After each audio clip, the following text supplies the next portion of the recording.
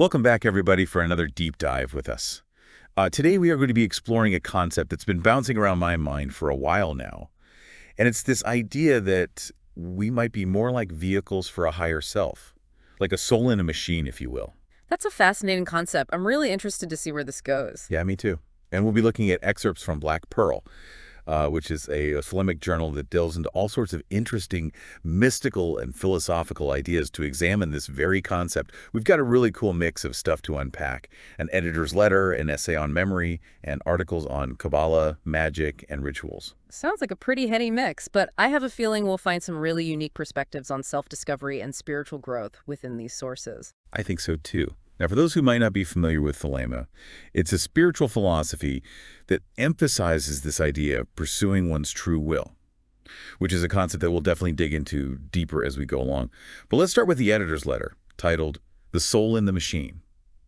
It kicks off with this really intriguing quote from the Gospel of John. It says, "I do nothing of myself, but as my Father hath taught me, I speak these things." And I think that quote really sets the stage for this whole idea that maybe our individual personalities aren't the full picture. Like maybe there's something more going on beneath the surface. Right. And the editor uses that quote to springboard into this idea that we might be like vehicles being operated by a higher self, drawing this parallel between our everyday experiences and those mystical traditions that speak of like a divine spark within. That makes me think of the analogy of driving a car. The car has its quirks, it has limitations, it handles a certain way. Yeah. But ultimately, you, the driver, are the one in control. Yeah. You're the one making the decisions, guiding the journey. It's like you have this potential to either work with the vehicle you've been given or to try and force it to do something it wasn't designed to do. Like a driver who ignores the car's limitations and pushes it to its breaking point. We can choose to resist those promptings of our higher self, and we can create all these obstacles and detours on our path. That makes me think about free will.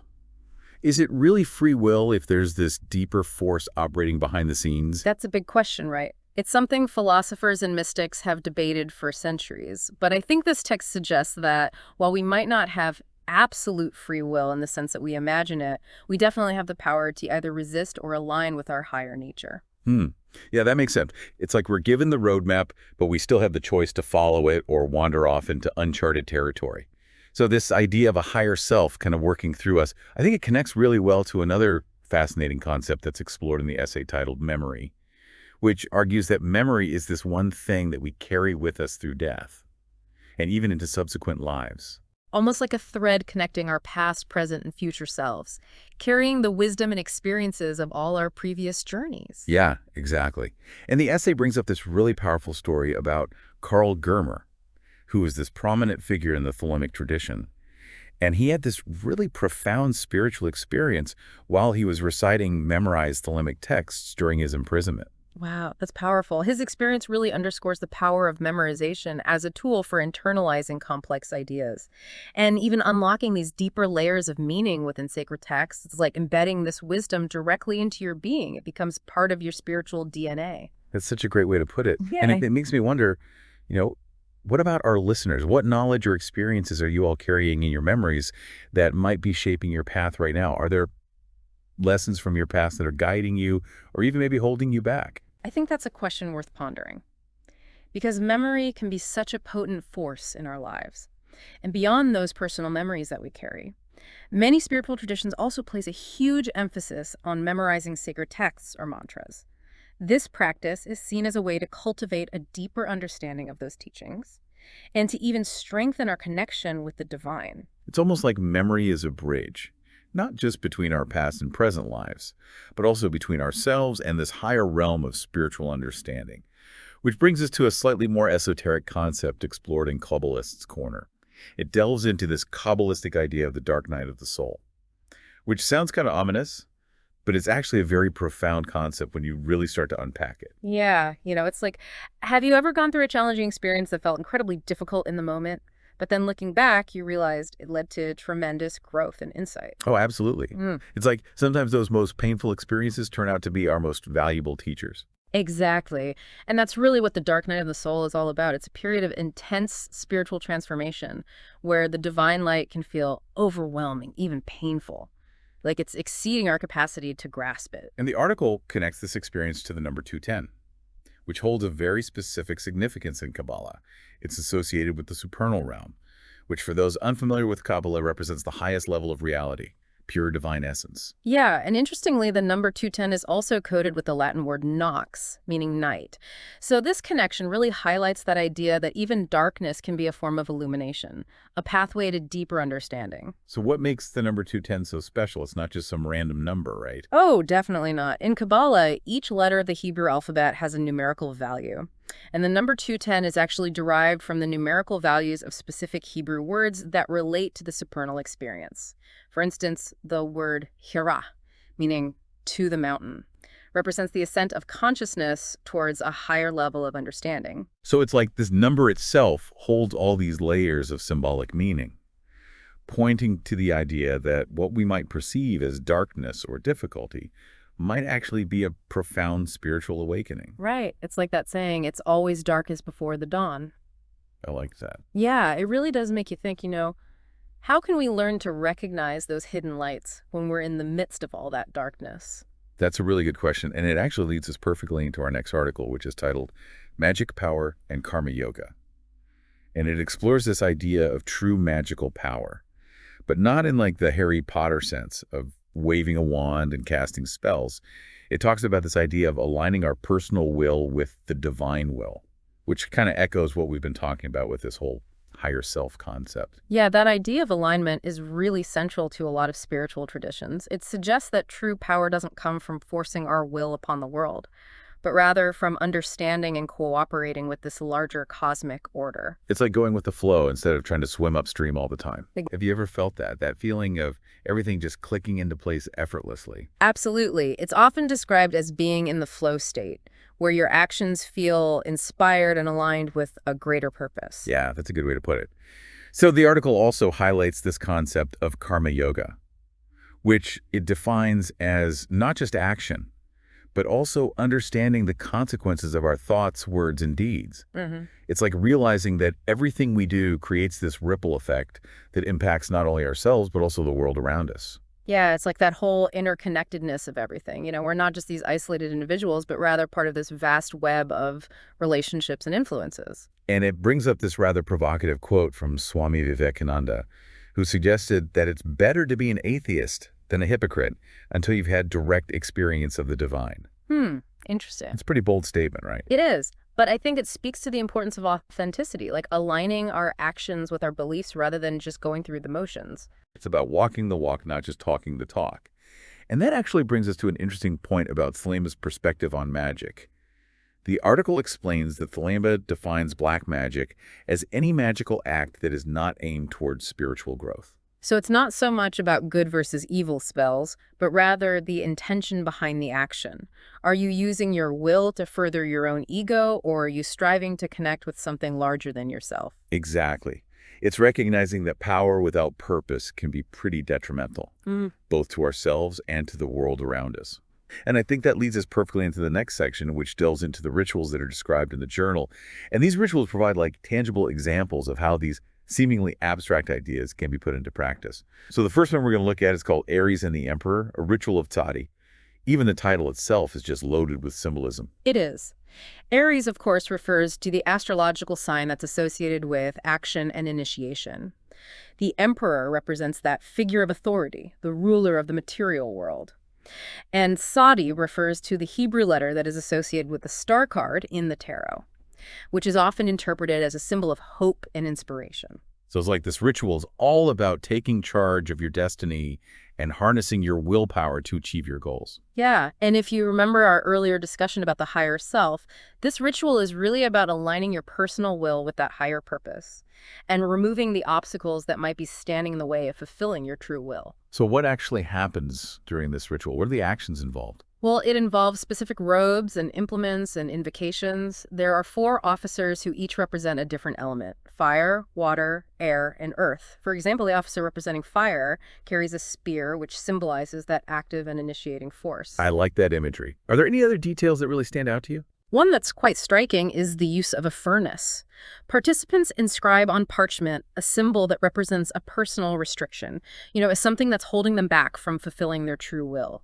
And then they burn that symbol in the furnace as a way of symbolically destroying that obstacle. It's like literally burning away limitations and making space for those new possibilities. Exactly. And the ritual also includes this beautiful invocation to Ra-Hoor-Khuit, a thelemic deity that represents the force of will and solar energy. It's about calling upon these higher powers to assist in that transformation process. It's a really powerful combination of physical action, symbolism, and invoking that divine support to break free from those limitations. So let's move on to the second ritual that's described in the journal. It's called Building the Pyramid, a Liber Legis version. I'm assuming this one is connected to the Book of the Law, which is the central text of Thelema. You got it. This ritual is an adaptation of a ceremony called Liber Pyramidos, which draws heavily on the symbolism and language of the Book of the Law. But unlike Ares and the Emperor, which focuses on removing specific obstacles, building the pyramid is more about cultivating a general alignment with the divine. It's about creating that sacred space within yourself. So it's less about overcoming a specific challenge and more about cultivating this deeper connection with the source of your being. That's a really good way to put it. It's about establishing a foundation and then ascending toward a higher level of consciousness, just like building a pyramid from the ground up. What are some of the key elements of this ritual? Well, one captivating element is the invocation of various thelemic deities, like Nuit, the star goddess. This particular invocation involves raising your arms in the shape of a Tau, which is an ancient symbol representing both the generative power of the divine feminine and the surrender of the limited ego. Wow, that's a beautiful image. It really captures that duality of surrendering to something greater than yourself, while also claiming your own power. Right. The ritual also involves the use of implements like a scourge, a dagger, and a chain, each with its own symbolic significance. Okay, those sound interesting. Can you break down the symbolism behind those a little bit for me? Sure. So the scourge represents self-discipline, that willingness to confront and overcome your own limitations. The dagger symbolizes the cutting away of falsehoods, the purification of your being. And the chain represents the binding of your will to a higher purpose, like a commitment to aligning yourself with the divine. So it's not about literal self-harm, but rather these symbolic actions that represent that inner work required for spiritual transformation. Exactly. It's about engaging in this process of self-reflection and purification through that ritualistic action. And I have to ask, what about the pyramid itself? I can only imagine that that's a pretty central symbol in this ritual. Of course. The pyramid represents that ascent of consciousness, the journey from the base material world to the apex of spiritual illumination. It's a really powerful metaphor for the spiritual journey as a whole. So we have these two rituals with these distinct approaches, but both are aimed at aligning ourselves with our true will and connecting with the divine. But before we wrap up this deep dive, there's one more piece in our source material that I'm really eager to explore. It's titled Sacraments of Annihilation. And that sounds pretty intense. It is a very powerful piece. It takes us even deeper into the realm of Thelemic mysticism by exploring the 18th ether. Okay, I need some context here. What exactly is an ether? So, in the system of Enochian magic, which Thelema draws upon, ethers are described as these dimensions of consciousness, each with its own unique qualities and challenges. So the 18th ether is like a specific realm of consciousness. And this piece is focusing on this concept of annihilation within that realm. Exactly. But annihilation in this context is not about physical destruction. It's more about the dissolution of the ego, that limited sense of self. So it's about letting go of who you think you are to experience a more expansive state of being. Precisely. The text describes the 18th ether as containing this vault of the adepts. It's like a symbolic chamber where the aspirant confronts their deepest fears and desires in order to achieve this state of complete liberation. That sounds like a pretty daunting experience. Yeah. What kind of challenges does one face within this vault of the adepts? Well, the text emphasizes that to even enter this chamber, you have to be willing to let go of everything. Desires, thoughts, regrets, attachments, all the things that make up your sense of self. It's about confronting the void, the nothingness, and ultimately realizing that even in that annihilation, there's this profound sense of liberation and connection. It's like the ultimate paradox. Annihilation leads to expansion. Now, you mentioned earlier that the author provides these elemental orations for each of the sacraments. What are those exactly? So these orations are kind of like invocations, a way of attuning yourself to the energy of each element and its corresponding stage in this annihilation process. process. The sacraments themselves, bread, fire, a rose, and wine, represent different elements and aspects of this transformation. It's like a ritualistic journey through these elements, each one representing a different stage of this annihilation process. That's a great way to put it. This whole concept of sacraments of annihilation is fascinating, Yeah. but definitely requires some deep contemplation. I think we need a moment to process all of this. Okay, so let's try to unpack these sacraments of annihilation a little bit more. It's a lot to wrap your head around, this whole idea of annihilation as a spiritual experience. Right. It can seem paradoxical at first because, we associate annihilation with destruction and loss. But in this context, it's really about transcending the limitations of the ego, the small self, to experience a more expansive and interconnected state of being. The author describes this, the 18th ether, as containing this vault of the adepts, which is like a symbolic chamber filled with challenges and ordeals. It sounds kind of like a spiritual boot camp designed to break down the ego. You could think of it as a process of refinement, like purifying gold in fire. To even enter this chamber, you have to be willing to let go of everything you cling to. Desires, beliefs, attachments, even your sense of identity. It's about confronting the void and realizing that even in that emptiness, there's this profound sense of liberation. So it's like stripping away all these layers of conditioning and identity to experience the raw essence of your being. That sounds both terrifying and exhilarating. It can be both, for sure, but the text emphasizes that this annihilation is not an end, but rather a beginning. It's about clearing away the debris to reveal the true self, that divine spark within. Now, you mentioned earlier these elemental orations for each sacrament. Can you walk us through those a little bit and explain how they fit into this process? Of course so. Each sacrament, the bread, the fire, the rose, and the wine, represents a different element and stage in the annihilation process. And the orations are kind of like invocations. It's a way of attuning yourself to the energy of each element and navigating the challenges that are associated with that particular stage. So, for example, what does the oration for bread, which represents earth, focus on? Well, the oration for bread emphasizes the acceptance of labor, those grounding aspects of the spiritual journey.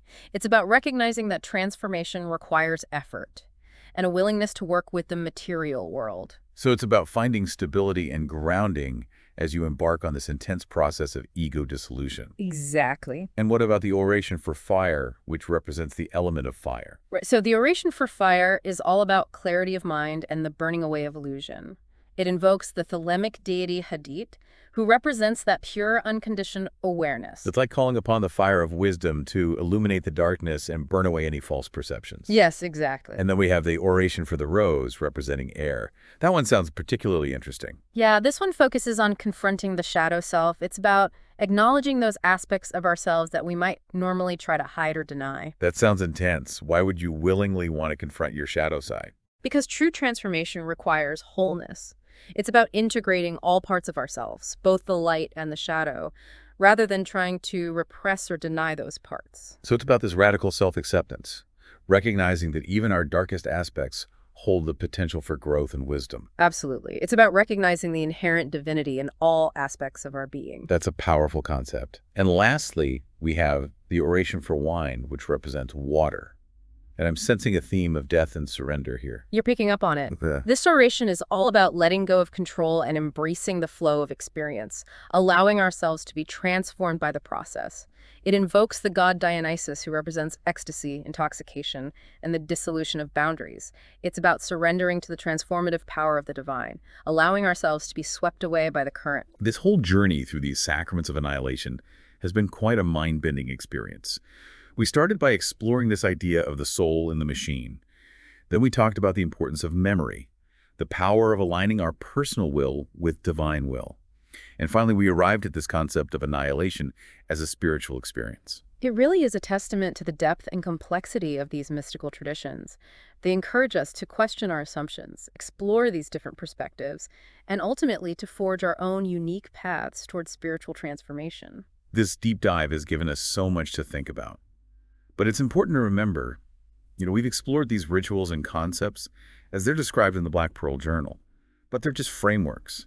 The real transformation happens within each of us. I encourage you all to consider what rituals, what practices, or even what ways of thinking can help you connect with your own sense of purpose and embark on your own unique journey of self-discovery. It's an ongoing process, a process of exploration and discovery. There's no one right path. but rather a multitude of ways to connect with your own inner wisdom. Thank you all so much for joining us on this deep dive. We hope it sparked some curiosity and maybe even inspired you to continue exploring these profound concepts. Remember, the journey of self-discovery is an adventure that unfolds one step at a time. Embrace the process, stay curious, and most importantly, trust your own inner guidance.